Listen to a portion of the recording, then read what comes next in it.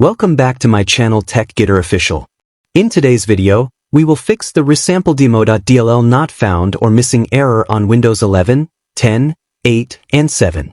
So make sure to follow all the steps carefully. Firstly, click on Chrome, then click on the search bar, and type ResampleDmo.DLL file, and then press Enter. We are searching for this file because your system currently does not have it in the correct location. Now you will see multiple websites providing this file. You need to be careful here because not all websites are safe, so always choose a trusted source. After that, click on the first website that looks like dll-files.com and open it. This website provides different versions of DLL files depending on system compatibility. Make sure you are selecting the correct version, because using the wrong version may not fix the problem. After that, scroll down and you will see an orange download option. Click on that button. Now wait for a few seconds. After that, scroll down again and click on downloading. Now you will see that the file starts downloading.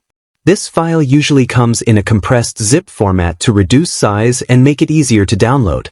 Once the download is complete, close the browser. Now open File Explorer and go to the Downloads folder. Here you will see the downloaded zip file.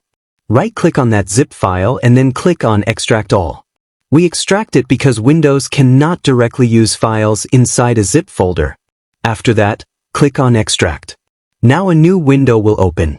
Here you will see a text file and the application extension file, which is the ResampleDmo.DLL file. The text file usually contains instructions, but the main file we need is the DLL file.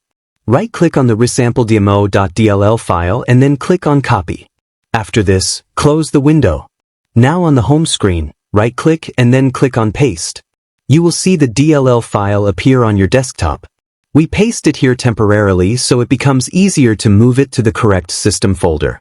After that, again open File Explorer. Go to this PC and then open the C drive. After that, click on Windows. Then click on System 32. This folder is very important because it stores all the core system DLL files used by Windows and applications.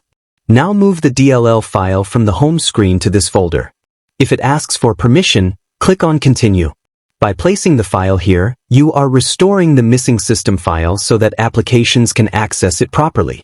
Now the file is successfully placed. After that, close everything.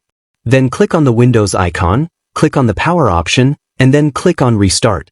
Restarting your system is necessary because it refreshes all system processes and ensures the new file is recognized by Windows.